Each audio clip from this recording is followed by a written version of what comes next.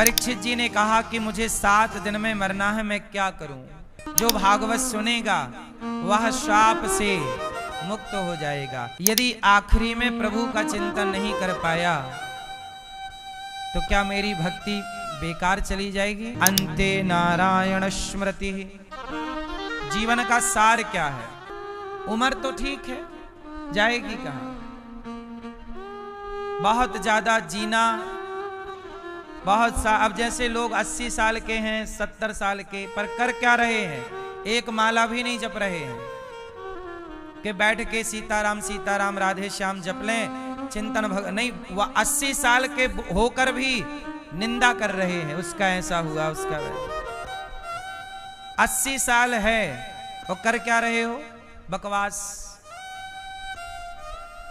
तो क्या मतलब तुम्हारी इस जिंदगी का? तुम तो धरती के बोझ ही हो ना। और एक बात और समझिएगा, सही काम सही उम्र में कर लीजिएगा। समय बार बार हम सबको नहीं मिलता, मानव शरीर मिला है, सार्थक कर लीजिएगा। आज हमें मौका मिला है, ठीक कर लीजिएगा।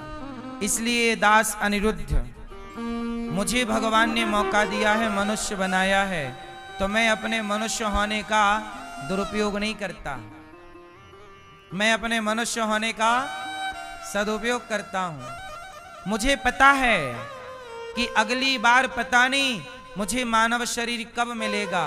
फिरत सदा माया कर प्रेरा, काल कर्म स्वभाव गुण घेरा।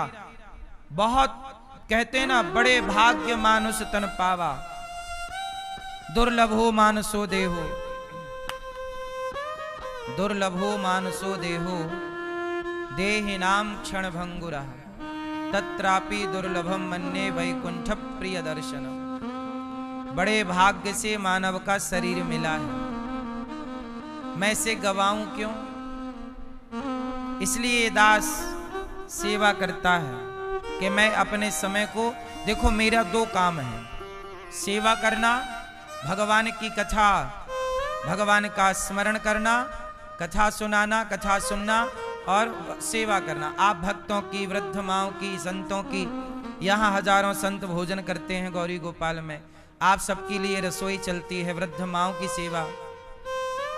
आज मैं यहाँ जो हमारे पास वृद्ध पिता रहते हैं, आज हमारी एक मैया ने वृद्ध माओं को पोहा जलेबी का भोग लगवाया कि आज हमारी माताओं को पोहा जलेबी नाश्ते में दिया जाए। तो हमारी एक मैया ने, एक बहन ने माताओं को पोहा जलेबी की सेवा की कि नाश्ते में माताओं को पोहा जलेबी मिले। तो आप भी माओं को नाश्ता करा सकते हैं गौरी गोपाल आश्रम में। आप ये सेवा करिए। यदि आपने अच्छे काम शुरू कर दिए, हमारे पास एक वृद्ध पिता, केवल यहाँ माताएं नहीं रहती गौरी गोपाल आश्रम में, वृद्ध माताएं तो हैं 315, पर पिता भी हैं, वृद्ध पिता ऐसे हैं कि जो बहुत वृद्ध हैं। अभी कुछ दिन पहले ही उनकी बेटी उन्हें छोड़ करके चली गई। ये वृद्ध पिता हैं, ठीक से बैठ भी नहीं पाते वो, अपने से पकड़ के बिठाना पड़ता है।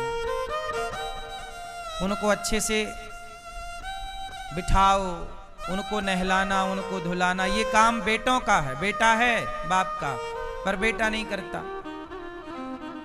बेटा है पर बेटा नहीं, बेटी है बेटी नहीं। कई बार हमें फुटपाथ पर कोई बूढ़ी माँ दिख जाती है, हम उठा के ले आते हैं और इन्हें अपने हाथ से यहाँ खिलाते पिलाते हैं।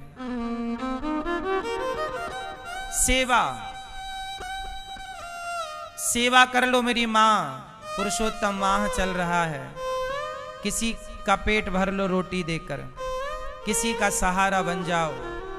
ये अवसर अनिरुद्धाचार्य को भी मौका मिला है सेवा करने का। अगले जन्म में पता नहीं मैं क्या बनूं, चाह करके भी कर पाऊं ना कर पाऊं। इसलिए आज अवसर है, अच्छे ही अच्छे काम कर, लिस्ट बनाइए कि मुझे ये अच्छा काम करना है, ये बुरा एक भी काम नहीं, बुरा एक भी काम नहीं करना है, अच्छे काम कर लो कर लो कर लो। आज अवसर है, बार बार तो मौका भी नहीं मिलता ना। परीक्षित जी ने कहा कि मुझे 7 दिन में मरना है, मैं क्या करूं?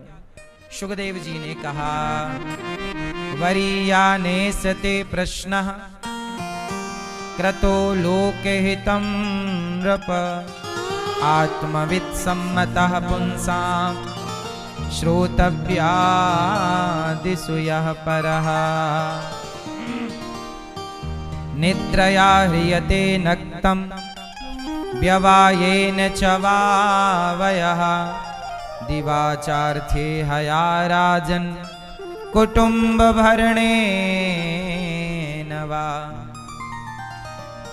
देखो सुखदेव जी कहते हैं परीक्षित जी आपको 7 दिन में मरने का शाप लगा है, आप ऐसा करो अब भागवत सुनो। जो भागवत सुनेगा वह शाप से मुक्त हो जाएगा। जाने अनजाने में हमें कोई शाप लग गया, हमें पितृदोष लगा हुआ है, कोई जीवन में दोष है, यदि जीवन के सारे दोष समाप्त करने हैं तो भागवत सुननी चाहिए।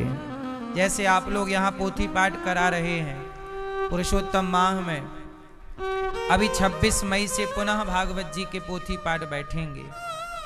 आप लोग जो नहीं अभी करा पाए 26 मई से पुनः पुरुषोत्तम माह में पोथी पाठ बैठेंगी, आप भी कराइएगा, क्योंकि जीवन में कोई भी दोष हो भागवत जी के पाठ से वह मुक्त हो जाता है।